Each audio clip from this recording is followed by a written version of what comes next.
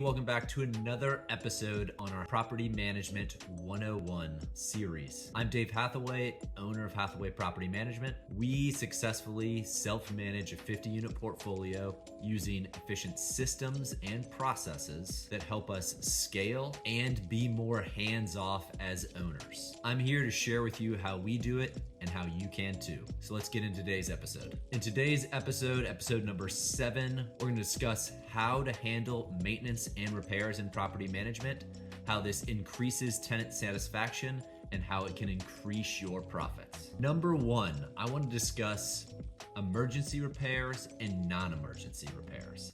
And this is probably the most important thing. You want to get repairs done as quick as possible. That doesn't mean do them sloppy, but you want to have repairs done normally within a 48-hour window. And we classify repairs in 2 different categories. One as emergency repairs, and those are active leaks, active problems that we need to get addressed immediately. They're going to continue damaging the property. 2, non-emergency repairs. They just cause a little bit of annoyance. Maybe it's a flickering light or a drip of a faucet. For emergency repairs, we aim to take care of these things within 24 hours, and we will reach out to the contractor as many times as possible until we get him out to the site. And our goal, which yours should be too, is to get a contractor out to the property within 24 hours. Now, for non-emergency repairs, we still try to get contractors out to the property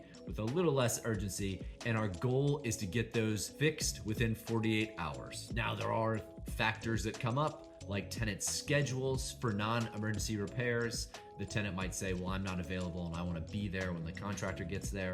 And that's still a win in our books, even if it gets done 7 or 10 days later, because that's the schedule the tenant wants to keep. But we're still gonna withhold into our goal of getting them done, or at least reaching out to the tenant and getting it scheduled within that 48-hour window.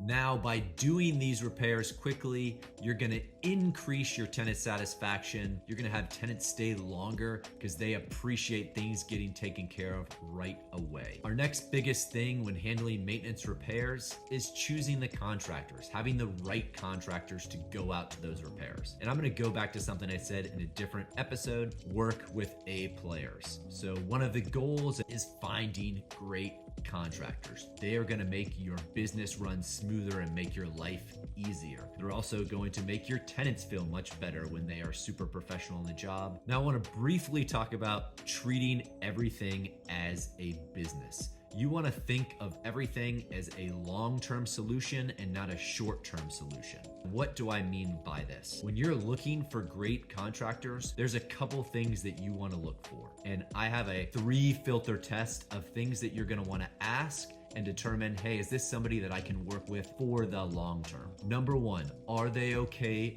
filling out a W-9?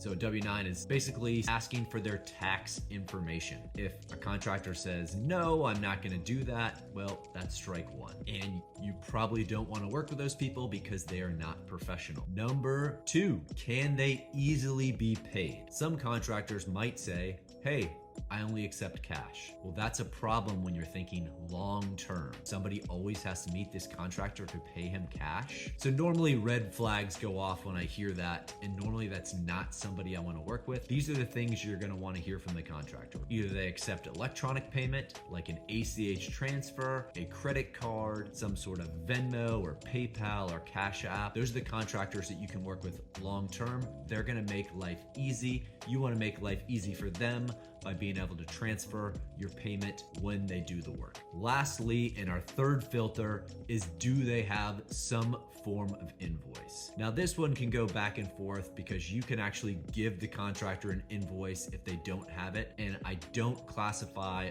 all contractors as, hey, it's a non-negotiable if you don't have an invoice, but you do want to set the expectation up front that you're going to be expecting that when they do repairs, that they produce some sort of invoice for you. It's professional, it helps with your bookkeeping, it helps in a lot of different aspects. It triggers a bunch of different processes. We pay out our contractors once we receive an invoice, but we want contractors to know, hey, we're going to be expecting an invoice. Is that something you can produce? In addition addition, it doesn't have to be, this fancy schmancy invoice. Some contractors that are old school don't want to deal with invoices. It could be scratched down on a piece of paper, their company name, what they did, or a brief summary of what they did and how much you owe them. That is totally acceptable, and some of the best contractors that I work with get frustrated because they hate paperwork. They just want to be in there doing, and that's totally fine, but you will be expecting some sort of invoice. Number 3, when handling repairs, you want to have the expectation that you semi-know what the price is, and I call it having a price list. And we have a price list that you can download for free over at our Koji site that goes through and gives you kind of a generic what everything costs, whether it's replacing a toilet or replacing a sink faucet, the price per square foot of flooring or roofing. You want to generally know how much things are going to cost so you're not surprised, and so you're not getting anything pulled over on you. You don't want to have a contractor that comes in, does a repair, like changes out a toilet, and then sends you an invoice for $1,000 and you're going, is this the standard price? We have basically a standard price list, and it is changing due to inflation, so it's kind of a moving, living document, but it does have what stuff costs today or close thereabouts, so you're not just getting jerked around by maybe a contractor that doesn't know how to price things. Next, or number 4, we say ask for pictures. And this is a 2-part thing. You can ask for pictures from your contractor when the work is completed, which we actually encourage you to do. This is gonna help with quality assurance, help you know the job did get done. But the other thing that you can do is ask for tenants for pictures when they have an issue. Would you mind sending us a picture of what that looks like? This will often delineate which contractor needs to get dispatched to repair this item, because sometimes the tenants don't know what they're looking at or they explain things wrong. This might alleviate us sending out a contractor and frustrating the contractor because maybe it's a roofing contractor that we need and we send out the plumber and it's just a big waste of his time to go out there. Number 5, the last tool in our tool belt, is ask the tenant if they were satisfied with the contractor's work. This allows you to provide a sense of quality assurance. It also allows you to determine if you want to continue working with contractors. And if there's some quality assurance slipping, you can just reach out to the contractor and say, hey, can you just make sure that you're cleaning up after each job? We set this standard for all of our tenants, and we just want to make sure that the jobs are always cleaned up. So that's a list of 5 things you can do to handle maintenance and repairs. Lastly, I want to thank you for watching this video. If you found value in this content, I'd love it and greatly appreciate it if you like and subscribe to the video, and we'll see you on the next episode.